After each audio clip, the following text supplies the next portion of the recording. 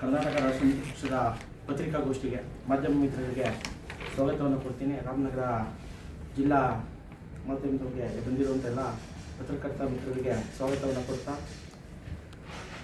ಈಗ ಏನು ಅಕ್ಟೋಬರ್ ನವೆಂಬರ್ನಲ್ಲಿ ಶಿಕ್ಷಕರ ಕ್ಷೇತ್ರ ಬೆಂಗಳೂರು ಶಿಕ್ಷಕರ ಕ್ಷೇತ್ರದ ಚುನಾವಣೆಗೆ KRS ಪಕ್ಷದ ಅಭ್ಯರ್ಥಿಯಾಗಿ ನಾವು ಡಾಕ್ಟರ್ GR ಹೆಬ್ಬೂರವ್ರನ್ನ ಘೋಷಣೆ ಮಾಡಿದ್ದೀವಿ.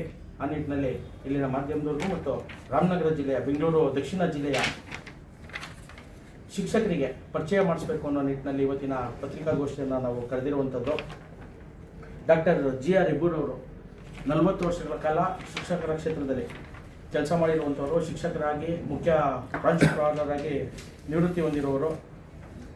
ಶಿಕ್ಷಕರ ಹೋರಾಟವನ್ನು ಕೈಗೊಂಡು ಅವ್ರಿಗಾಗಿರುವಂತಹ ಅಲ್ಲಿರುವ ಶಿಕ್ಷಕರಿಗಾಗಿರುವಂತಹ ಸಮಸ್ಯೆಗಳ ಬಗ್ಗೆ ಸುದೀರ್ಘವಾಗಿ ಹೋರಾಟವನ್ನು ಮಾಡ್ತಾ ಬರ್ತಿರುವಂಥವ್ರು. ಮತ್ತು ಏನು 1987ರಿಂದ 95ರವರೆಗೂ ಸೇರಿಕೊಂಡಂಥ ಶಿಕ್ಷಕರಿಗೆ ಸರ್ಕಾರಿ ಅನುದಾನ ರಹಿತ ಶಾಲೆಗಳಲ್ಲಿ ಶಿಕ್ಷಕರಾಗಿದ್ದಂಥವ್ರಿಗೆ ಸರ್ಕಾರಿ ಸೌಲಭ್ಯಗಳನ್ನು ಕೊಡಿಸೋ ನಿಟ್ಟಿನಲ್ಲಿ ಸರ್ಕಾರದ ಸಂಬಳವನ್ನು ಬರೋ ನಿಟ್ಟಿನಲ್ಲಿ ಕೆಲಸ ಮಾಡಿರುವಂಥವರಲ್ಲಿ ಪ್ರಮುಖವಾಗಿ ಪಾತ್ರವಹಿಸಿರುವಂಥವರು ಡಾಕ್ಟರ್ GR ಹೆಬ್ಬೂರವರು.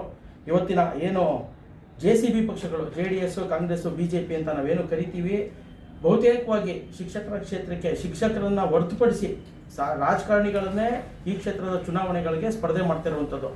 ಆ ಕಾರಣದಿಂದಾಗಿ ಇವತ್ತು ಶಿಕ್ಷಕರಿಗಾಗುವಂತಹ ಸಮಸ್ಯೆಗಳ ಬಗ್ಗೆ ಧ್ವನಿ ಎತ್ತುವಂಥ ಕೆಲಸ ವಿಧಾನ ಪರಿಷತ್ತಲ್ಲಿ ಇದುವರೆಗೂ ಯಾರೂ ಮಾಡಿಲ್ಲ. ಆದರೆ ದಾಖಲೆಗಳ ಸರ್ದಾರರು ನಮ್ಮ ಶಿಕ್ಷಕರ ಕ್ಷೇತ್ರದಿಂದ ಆಯ್ಕೆಯಾಗಿರುವಂಥ ರಾಜ್ಯದಲ್ಲಿ ಹೊರಟ್ಟಿಯವರು ಇರ್ಬೋದು ಅಥವಾ ಈ ಭಾಗದ ಪುಟ್ಟಣ್ಣ ಇರ್ಬೋದು, ಸತತವಾಗಿ ಸೋಲಿಲ್ಲದಂಗೆ ಗೆಲ್ತಾ ಬರ್ತಾ ಇರುವಂಥವ್ರು. ಆದರೆ ಶಿಕ್ಷಕರ ಬಗ್ಗೆ, ಶಿಕ್ಷಕರಿಗಿರುವಂತಹ ಸಮಸ್ಯೆಗಳ ಬಗ್ಗೆ ಧ್ವನಿಯಾಗಿ ನಿಲ್ಲುವಂತಹ ಪ್ರಯತ್ನಗಳನ್ನೇ ಮಾಡಿಲ್ಲ. ಅದ್ರ ಜೊತೆಗೆ ನಮ್ಮದು ಏನು ಇವತ್ತು ಕರ್ನಾಟಕ ರಾಷ್ಟ್ರ ಸಮಿತಿ ಪಕ್ಷ ಸ್ವಚ್ಛ, ಪ್ರಾಮಾಣಿಕ, ಜನಪರ ರಾಜಕಾರಣವನ್ನು ಏನು ಪ್ರತಿಪಾದಿಸ್ತಾ ಬಂದಿದೆ, ರಾಜಕಾರಣವನ್ನು ಇವತ್ತು ನಾವು ಯಾವ ರೀತಿಯಾಗಿ ನೋಡ್ತಾ ಇದ್ದೀವಿ, ಭ್ರಷ್ಟರೇ ತುಂಬಿದ್ದಾರೆ, ಹಣ ಕೊಟ್ಟು ಲಿಕ್ಕರ್ ಕೊಟ್ಟು ಚುನಾವಣೆಗಳನ್ನು ಮಾಡ್ತಾ ಇದ್ದಾರೆ. ಇದನ್ನು ನಿಲ್ಲಿಸಬೇಕು ಅಂತೇಳಿ ನಮ್ಮ ಪ್ರಯತ್ನಗಳು ನಡೀತಾ ಇದ್ದಾವೆ. ಆದರೆ ವಿಪರ್ಯಾಸ ಏನಂದರೆ, ಈ ರೀತಿಯಾದಂಥ ಪದವೀಧರ ಕ್ಷೇತ್ರ ಇರ್ಬೋದು, ಶಿಕ್ಷಕರ ಕ್ಷೇತ್ರ ಇರ್ಬೋದು, ಈ ಕ್ಷೇತ್ರಗಳಲ್ಲೂ ಸಹ ಹಣವನ್ನು ಕೊಡ್ತಾ ಶಿಕ್ಷಕರಿಗೆ, ಪದವೀಧರರಿಗೆ ಪಾರ್ಟಿಗಳನ್ನು ಮಾಡಿಸ್ತಾ ಚುನಾವಣೆಗಳನ್ನು ಮಾಡ್ತಾ ಇರೋದು ನಿಜವಾಗ್ಲೂ ವಿಪರ್ಯಾಸ. ಇದು ಏನು ಶೋಭೆ ತರುವಂಥದ್ದಲ್ಲ. ಈ ರೀತಿಯಾದಂಥ ಕ್ಷೇತ್ರಗಳಲ್ಲೂ ಹಣ ಕೊಡುವ ಮೂಲಕ ಚುನಾವಣೆಗಳನ್ನು ಮಾಡ್ತಾ ಇರೋದು ಅಥವಾ ಪಾರ್ಟಿಗಳನ್ನು ಕೊಡಿಸುವ ಮೂಲಕ, ಗಿಫ್ಟ್ಗಳನ್ನು ಕೊಡುವ ಮೂಲಕ ಚುನಾವಣೆಗಳು ಮಾಡ್ತಾ ಇರುವಂಥದ್ದು ನಿಜವಾಗ್ಲೂ ಒಂಥರ ಅಸಹ್ಯಕರವಾದಂತಹ ಬೆಳವಣಿಗೆಗಳು. ಈ ನಿಟ್ಟಿನಲ್ಲಿ ಕರ್ನಾಟಕ ರಾಷ್ಟ್ರ ಸಮಿತಿ ಪಕ್ಷ ಇವತ್ತು ನಾವು ಹೆಮ್ಮೆಯಿಂದ ನಮ್ಮ ಪಕ್ಷದ ಅಭ್ಯರ್ಥಿಯನ್ನು ಡಾಕ್ಟರ್ GR ಹೆಬ್ಬೂರವರು ಪ್ರಾಮಾಣಿಕವಾದಂಥ ಪ್ರಯತ್ನವನ್ನು ಮಾಡಿದ್ದಾರೆ. 40 ವರ್ಷಗಳಿಂದ ಸತತವಾಗಿ ಹೋರಾಟಗಳನ್ನು ಮಾಡ್ತಾ ಇವತ್ತು ಏನು ಖಾಸಗಿ ಶಾಲೆಯಲ್ಲಿ ಶಿಕ್ಷಕರು ಇರುವಂಥವ್ರಿಗೂ ಸರ್ಕಾರಿ ಶಾಲೆಯ ಶಿಕ್ಷಕರಿಗೂ ಸಮಾನ ವೇತನ ಸಿಗಬೇಕು, ಸಮಾನ ಶಿಕ್ಷಣ ಸಮಾನ ವೇತನ ಅನ್ನುವ ನಿಟ್ಟಿನಲ್ಲಿ ಹೋರಾಟವನ್ನು ಮಾಡ್ತಾ ಇದ್ದಾರೆ. ಮತ್ತು ಇನ್ನೊಂದು ಐತಿಹಾಸಿಕವಾದಂಥ ದಾಖಲೆಯನ್ನು ಇವರ ಹೆಸರಿಗೆ ಮತ್ತು ಇವರ ಸಹಪಾಠಿಗಳ ಹೆಸರಿಗೆ ಆಗ್ಬೋದು. ಏಕೆಂದರೆ ಏನು 87ರಿಂದ 95 ವಿಚಾರ ನಾನು ಪ್ರಸ್ತಾಪ ಮಾಡಿದೆ. 87ರಿಂದ 95 ಶಿಕ್ಷಕರಾಗಿ ನೇಮಕ ಆದಂಥವ್ರಿಗೆ ಇವ್ರಿಗೆ ಆದೇಶವನ್ನು ಕೊಟ್ಟಿದ್ದು 2000 ಆಚೆಗೆ. 2002ರಲ್ಲಿ ಇವರು ಹೋರಾಟ ಪ್ರಾರಂಭ ಮಾಡ್ತಾರೆ. 2004-6ರಲ್ಲಿ ಆದೇಶ ಬರುತ್ತೆ. ಯಾರು ಈ ಸಮಯದಲ್ಲಿ ಕೆಲಸ ಸೇರಿದ್ರು ಅವ್ರಿಗೆ OPS NPS ಅಂತ ಸರ್ಕಾರ ಮಾಡುತ್ತೆ. Old pension policy, new pension policy ಅಂತ. ಬಹುತೇಕರಿಗೆ OPS ಆಗಿಬಿಡುತ್ತೆ, ಓಲ್ಡ್ ಪೆನ್ಷನ್ ಪಾಲಿಸಿ. ಇನ್ನೂ ಕೆಲವರಿಗೆ NPS ಬಂದ್ಬಿಡ್ತಾರೆ, ನ್ಯೂ ಪೆನ್ಷನ್ ಪಾಲಿಸಿ ಅಂತ. ಅದನ್ನ ಕೋರ್ಟ್ಗೆ ಹಾಕೊಂಡು ಹೋರಾಟ ನಡೆಸಿದ ನಂತರ ಈಗ 24ನೇ ತಾರೀಕು ಒಂದು ಆರ್ಡರ್ ಬರುತ್ತೆ. ಯಾರ್ಯಾರು ಈ ಸಮಯದಲ್ಲಿ ಶಿಕ್ಷಕರಾಗಿ ನೇಮಕ ಆಗಿದ್ದಾರೆ, ಅವ್ರಿಗೆ ಸರ್ಕಾರದಿಂದ ಸಂಬಳ ಬರ್ತಾ ಇದೆ, ಅವ್ರನ್ನ ಓಲ್ಡ್ ಪೆನ್ಷನ್ ಪಾಲಿಸಿ ಸ್ಕೀಮ್ಗೆ ಸೇರಿಸಬೇಕು ಅಂತೇಳಿ. ಇದರಲ್ಲಿ ಸುಮಾರು 60ರಿಂದ 70 ಸಾವಿರ ಶಿಕ್ಷಕರು, 6-7 ಸಾವಿರ ಅಲ್ಲ, 60ರಿಂದ 70 ಸಾವಿರ ಶಿಕ್ಷಕರು ಅವರ ಕುಟುಂಬಕ್ಕೆ ಇದರಿಂದ ಒಳ್ಳೇದಾಗುತ್ತೆ. ಅವ್ರಿಗೆಲ್ಲರಿಗೂ ಪೆನ್ಷನ್ ಬರುವಂತಹ ಕೆಲಸ ಈಗ ಕೋರ್ಟಿಂದ ಆದೇಶ ಆಗಿದೆ. ಈಗ ಸರ್ಕಾರ ಇದನ್ನು ಮಾಡಬೇಕು. ಅದರ ಬಗ್ಗೆ ಇವರು ಈಗ ನಮಗೆ ಈ ಚುನಾವಣೆಯಲ್ಲಿ ಶಿಕ್ಷಕರು ಅವಕಾಶ ಮಾಡಿಕೊಟ್ರೆ ಇನ್ನೂ ಏನೇನೋ ಅವ್ರಿಗೆ ಸಮಸ್ಯೆಗಳಿದೆ ಅದನ್ನು ಪರಿಹರಿಸುವಂಥದ್ದು ಮತ್ತು ಅದಕ್ಕೆ ಬಗೆಹರಿಸುವಂಥ ಕೆಲಸವನ್ನು ನಾವು ಧ್ವನಿಯಾಗಿ, ಶಿಕ್ಷಕರ ಪರ ಧ್ವನಿಯಾಗಿ ನಮ್ಮ ಡಾಕ್ಟರ್ GR ಹೆಬ್ಬೂರವರು ಮಾಡ್ತಾರೆ ಅಂತ ಈ ಪತ್ರಿಕಾಗೋಷ್ಠಿಯ ಮೂಲಕ ನಾನು ಕೇಳ್ಕೊತೀನಿ. ಹಾಗೆ ಮಾಧ್ಯಮದವರು ಸಹ ನಮಗೆ ತಮ್ಮ ಸಹಕಾರವನ್ನು ಈ ನಿಟ್ಟಿನಲ್ಲಿ ಪ್ರಚಾರದ ಸಹಕಾರವನ್ನು ಕೊಡಬೇಕು. ಇವತ್ತಿನ ಏನು ನಾವು ಪತ್ರಿಕಾ ಹೇಳಿಕೆಯನ್ನು ಬಿಡುಗಡೆ ಮಾಡ್ತಾ ಇದ್ದೀವಿ, ದಯಮಾಡಿ ಪ್ರಸಾರ ಮಾಡುವ ಮುಖಾಂತರ KRS ಪಕ್ಷವನ್ನು ತಾವು ಸಹ ಸಹಕಾರ ಕೊಡಬೇಕು ಅಂತೇಳಿ ನಾನು ಈ ಮೂಲಕ ಕೇಳ್ಕೊತಿದ್ದೇನೆ. ನಮಸ್ಕಾರ. ಈಗ ಡಾಕ್ಟರ್ GR ಹೆಬ್ಬೂರವರು ಪತ್ರಿಕಾ ಮಿತ್ರರನ್ನು ಉದ್ದೇಶಿಸಿ ಮಾತನಾಡಬೇಕು ಅಂತೇಳಿ ನಾನು ಕೇಳ್ಕೊತೀನಿ. ನಮಸ್ಕಾರ ಪತ್ರಿಕಾ ಮಿತ್ರರಿಗೆ. ನನ್ನ ಹೆಸರು ಡಾಕ್ಟರ್ GR ಹೆಬ್ಬೂರ್ ಅಂತೇಳಿ.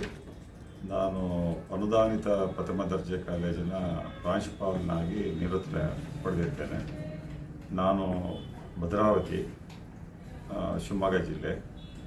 ನಿವೃತ್ತಿ ನಂತರ ನಾನೀಗ ಬೆಂಗಳೂರಿನಲ್ಲಿ ವಾಸ ಮಾಡ್ತಾ ಇದ್ದೇನೆ. ನಮ್ಮ ಶಿಕ್ಷಣ ಕ್ಷೇತ್ರದಲ್ಲಿ ಹಲವಾರು ಸಮಸ್ಯೆಗಳು ಇದೆ. ಈ ಸಮಸ್ಯೆಗಳನ್ನು ಬಗೆಹರಿಸಬೇಕಾದ್ರೆ ಶಿಕ್ಷಕರೇ ಬೇಕು, ಅನುಭವಿ ಶಿಕ್ಷಕರೇ ಬೇಕು. ಶಿಕ್ಷಕರಲ್ಲದವ್ರ ಕೈಲಿ ಇದನ್ನು ಬಗೆಹರಿಸೋಕ್ಕಾಗಲ್ಲ. ಒಂದು ಅವ್ರ ಕ್ಷೇತ್ರ ಅಲ್ಲದನೇರಿಂದ ಅವ್ರು ಇಲ್ಲಿ ಬರೋದು ಕೂಡ ತಪ್ಪು, ಶಿಕ್ಷಕರಲ್ಲದವ್ರು ಇಲ್ಲಿ ಬರೋದು ಕೂಡ ತಪ್ಪು ಅನ್ನೋದು ನಮ್ಮ ಅಭಿಪ್ರಾಯ ಇತ್ತು.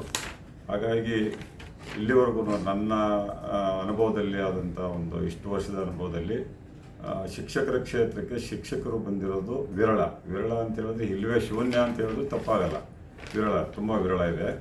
ಹಾಗಾಗಿ ಇಲ್ಲಿ ಬರ್ತಕ್ಕಂಥವ್ರು ಏನಾಗ್ತದೆ ಅಂದರೆ ರಾಜಕೀಯ ಪಕ್ಷಗಳಿಂದ ರಾಜಕೀಯ ವ್ಯಕ್ತಿಗಳನ್ನ ಇಲ್ಲಿ ತಂದು ಹಾಕೋದ್ರಿಂದ ಅವರು ಚುನಾವಣೆಯಲ್ಲಿ ಶಿಕ್ಷಕರ ಮತ ತಗೊಂಡು ಗೆಲ್ತಾರೆ ವಿನ ಶಿಕ್ಷಕರಿಗೆ ಏನು ಮಾಡೋದಕ್ಕೆ ಅವ್ರಿಗೆ ಅರ್ಥವಾಗಲ್ಲ. ಅರ್ಥವಾಗುತ್ತೆ ಅಂತ ಅವ್ರು ಹೇಳ್ಕೊಟ್ರು ಸಹಿತ ಅವ್ರಿಗೆ ಅರ್ಥ ಆಗಲ್ಲ. ನಮ್ಮಂಥ ಶಿಕ್ಷಕರು ಅವ್ರಿಗೆ ಹೋಗಿ ಹೇಳಿದ್ರೆ ಉಂಟು, ಹೇಳ್ದೇನೆ ಆದರೆ ಅವ್ರಿಗೇನು ಗೊತ್ತಾಗಲ್ಲ. ಹಾಗಾಗಿ ಇದರಲ್ಲೇ ಅನುಭವ ತಗೊಂಡಿರ್ತಕ್ಕಂಥ ಒಂದು 25 ವರ್ಷ ಶಿಕ್ಷಕನಾಗಿ ಕೆಲಸ ಮಾಡಿ ಆನಂತರ ಒಂದು 50 ವರ್ಷ ವಯಸ್ಸಾಗಿ ಅವನು ಆ ಅನುಭವದ ಮೇಲೆ ನಿಂತ್ಕೊಂಡ್ರೆ ಆ ಕ್ಷೇತ್ರದಲ್ಲಿ ಏನಾದರೂ ಒಂದು ಶಿಕ್ಷಕರಿಗೆ ಅನುಕೂಲ ಮಾಡೋಕ್ಕೆ ಸಹಾಯ ಆಗುತ್ತೆ. ಅದು ಇಲ್ಲಿ ಕೊರತೆ ಇದೆ. ಹಾಗಾಗಿ ಈಗ ನಾವು ಈ KRS ಪಕ್ಷದ ಮುಖಾಂತರ ನನ್ನನ್ನು ಅಭ್ಯರ್ಥಿಯಾಗಿ ಘೋಷಣೆ ಮಾಡಿದ್ದಾರೆ.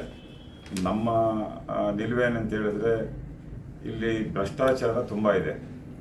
ಈ ಶಿಕ್ಷಣ ಕ್ಷೇತ್ರದಲ್ಲಿ ಭ್ರಷ್ಟಾಚಾರ ತುಂಬ ಇದೆ. ಅದು ಹೇಳೋಕ್ಕಾಗಲ್ಲ, ಅಷ್ಟೊಂದಿದೆ. ಹಾಗಾಗಿ ಭ್ರಷ್ಟಾಚಾರನ ನಿರ್ಮೂಲನೆ ಮಾಡೋದೇ ನಮ್ಮ ಗುರಿ. ಉದ್ದೇಶ ಏನಂತ ಹೇಳಿದ್ರೆ ಇಲ್ಲಿ ಶಿಕ್ಷಕರು ಸ್ವಲ್ಪ ಶಿಕ್ಷಕರು ಕೆಡ್ತಾರೆ ಅನ್ನೋದಕ್ಕಿಂತ ಶಿಕ್ಷಕರನ್ನು ಕೆಡಿಸೋ ಈ ಅಭ್ಯರ್ಥಿಗಳು ಜಾಸ್ತಿ ಆಗಿದ್ದಾರೆ. ಹಾಗಾಗಿ ಅವ್ರನ್ನ ದಿಕ್ಕನ್ನು ತಪ್ಪಿಸ್ತಾ ಇದ್ದಾರೆ, ಅವ್ರ ಸಂಸ್ಕಾರಗಳನ್ನ ಹಾಳು ಮಾಡ್ತಾ ಇದ್ದಾರೆ. ಒಳ್ಳೆ ರೀತಿಯಲ್ಲಿ ಹೋಗೋಕ್ಕೆ ಅವ್ರನ್ನ ಬಿಡ್ತಾ ಇಲ್ಲ. ಯಾಕೆಂದರೆ ಎಂಥವನಿಗೂ ಆಮಿಷ ಇರುತ್ತೆ. ನಾನು ಒಂದು ಆಮಿಷ ತೋರಿಸಿದ್ರೆ ಆಸೆ ಅನ್ನೋದಿರುತ್ತೆ ಮನುಷ್ಯನಿಗೆ. ಆಸೆಗೆ ಬಲಿಯಾಗುವಂಥದ್ದು ಜಾಸ್ತಿ ಇರ್ತದೆ. ಹಾಗಾಗಿ ಅದಾಗಬಾರ್ದು ಅಂತೇಳಿ ನಾವೀಗ KRS ಪಕ್ಷದಿಂದ ಇದನ್ನು ಅಭ್ಯರ್ಥಿನ ಕಣಕ್ಕಿಳಿಸಿ ಇದ್ರ ಮುಖಾಂತರ ಬಂದು ಇಡೀ ರಾಜ್ಯಕ್ಕೆ ಒಂದು ಸಂದೇಶ ಕೊಡಬೇಕು ಅನ್ನೋದು ನಮ್ಮ ಉದ್ದೇಶ ಇದೆ, ಈ ಪಕ್ಷದ ಉದ್ದೇಶ ಇದೆ. ಹಾಗಾಗಿ ಪಕ್ಷ ತೀರ್ಮಾನ ಮಾಡಿ ನನ್ನನ್ನು ಅಭ್ಯರ್ಥಿಯನ್ನಾಗಿ ಮಾಡಿದ್ದಾರೆ. ನಾನು ನಮ್ಮ ಸ್ನೇಹಿತರು ಉಳಿದಿದ್ದೆಲ್ಲ ಹೇಳಿದ್ದಾರೆ, ನಾನೇನು ಹೆಚ್ಚು ಹೇಳುವಂಥ ಅಗತ್ಯ ಇಲ್ಲ. ನಮ್ಮನ್ನು ಈ ಚುನಾವಣೆಯಲ್ಲಿ ಎಲ್ಲ ಶಿಕ್ಷಕರು,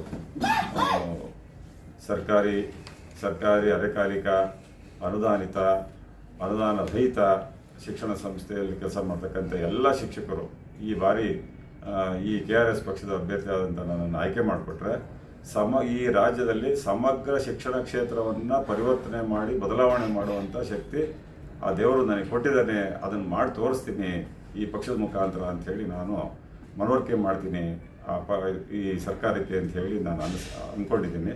ಅದಕ್ಕೊಂದು ಅವಕಾಶನ ಎಲ್ಲ ಶಿಕ್ಷಕರು, ಇಡೀ ರಾಜ್ಯದ ಶಿಕ್ಷಕರು ಈ ಕ್ಷೇತ್ರವನ್ನು ಕಾನ್ಸಂಟ್ರೇಟ್ ಮಾಡಿ ಇಡೀ ರಾಜ್ಯದಲ್ಲಿರ್ತಕ್ಕಂಥ ಎಲ್ಲ ಶಿಕ್ಷಕರು ನಿಮ್ಮ ಸ್ನೇಹಿತರು ಅಥವಾ ನಿಮ್ಮ ಬಂಧು ಬಳಗ ಯಾರಿದ್ದಾರೆ ಮತದಾರರಲ್ಲಿ ಅವ್ರನ್ನ ಸಂಪರ್ಕ ಮಾಡಿ ಇದೊಂದು ಅವಕಾಶನ ಶಿಕ್ಷಕರಿಗೆ ಸಿಗೋ ಹಾಗೆ ಮಾಡ್ಕೊಂಡು ನಂತರ ಇದರಿಂದ ಮುಂದಿನ ಪರಿವರ್ತನೆಯನ್ನು ಏನಾಗಬೇಕು ಈ ಕ್ಷೇತ್ರದಲ್ಲಿ ಅನ್ನೋದನ್ನು ನಾವೆಲ್ಲ ಸೇರಿ ಮಾಡೋಣ.